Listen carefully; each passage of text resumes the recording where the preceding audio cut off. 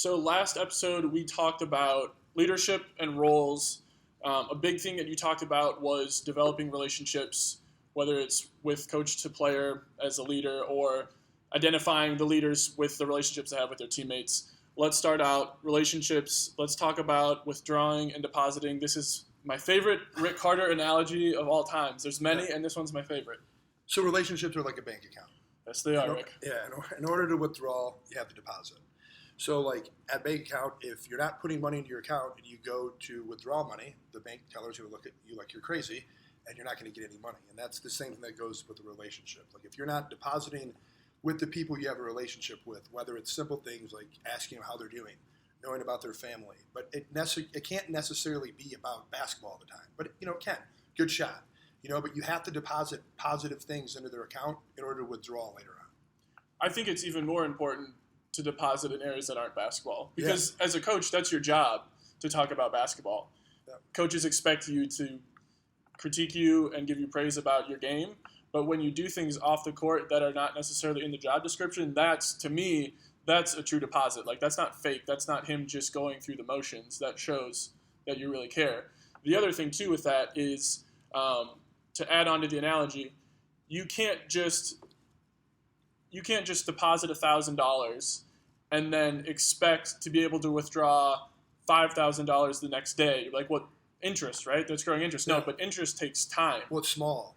And it's exactly. Yeah, interest in a bank account is really tiny, right? So if you put $1,000 in that account and then every other time you're depositing, you're putting more money in somewhere else, right? And that keeps stacking up and stacking up. Well, you can get more on your return where you put more money. That's the same thing with relationships. Like, you have to do it every single day. Like, The Richest Man of Babylon is one of the best financial books you can read. And literally what it talks about is when you make money, you should take 10% of it and put it away. Well, that's the same thing. Like, every day, just take 10% and give to a person. Somebody else. Give to someone else. Give to someone else. And by the time you spread that through your whole team, now when you need to withdraw, like, they know that you care.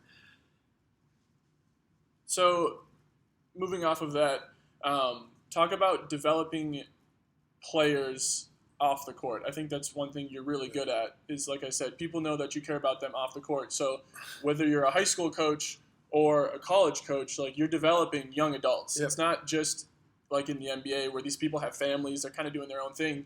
You're a large figure in these people's lives. Sometimes you spend more time with them during the season than their parents do. For sure. Well, think about even a great NBA program or a great NBA franchise or a great company to work for.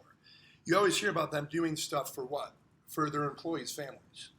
Well, that's depositing, right? Like, they know that you care about them. They're having Google. They're going to have everyone's family in for a weekend, and they're going to rent out Disney World, and everyone's going to go. Well, that's them depositing. So now when they have to withdraw and ask them to work overtime, their family's just not as mad, right? Or in the NBA, like, the family travels on the team trip or something like that, but they have a team room where they get to eat. Like, they're depositing with their family for the time that they're going to be away. To me, the most important thing when I coach college basketball, or even when I coach now, is I get to know people on a personal level, and I ask them questions about them personally, and I actually care. It's not just checking the box. Like, how many siblings do you have? Like, what do you like to do? What do you like to eat? What's your favorite music? All that stuff becomes really important, because if you're having a bad day, maybe I go throw on Big Sean, and that, song's playing during your workout. That's going to make you feel a little bit better. Or maybe, you like lasagna. So on a team trip, our best player's down, we have lasagna. Like, it's something dumb, but, like, those kind of things go a long way because you know that person. I can't reiterate enough. The stuff that happens off court means so much more. Back in college, we'd come into your office and just shoot the shit during the day, and I think probably 90% of it was non-basketball related. Yeah. The other 10%, we'd watch film, we talk about practice, but usually we were talking about stuff unrelated to basketball. And that's a true relationship. So let's talk about between player and player. One thing that you were really good at was taking guys who didn't necessarily get along and putting them in situations where they had to work together. How do you say friction equals traction? Talk about that. So if people are different, the only really way to get them on, like, cats and dogs, right? Do cats and dogs generally like one another? Yeah. No, not really. Like, they fight all the time. However, they can live together because you just put them in one domain under one roof and you kind of have them work it out. Well, it's the same thing with people. Like, if there's someone that I totally don't get along with or I don't agree on their views, that doesn't mean we can't coexist. We just have to meet somewhere in the middle.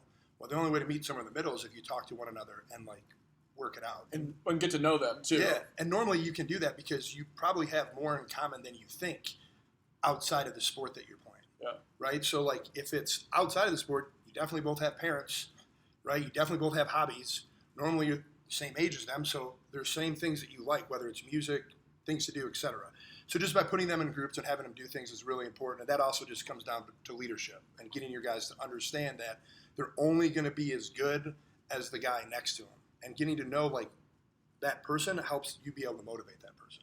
Well, I'll harp on it one more time. That's why you got to know guys off the court. Like, it took me 2 years to understand some of my teammates in college just because we're so different. And I would talk to them like I would have wanted to be talked to, or I just didn't understand certain things about who they were because I didn't really have a great relationship with them off the court. You know, if you only talk about how to cover a screen and roll, I won't understand why my teammate Trey is upset when he doesn't get the ball and he can't figure out a way to process it. You know, like if I knew Trey as a person, I could probably understand, okay, this is what gets Trey mad. This is what I got to do to get him out of it.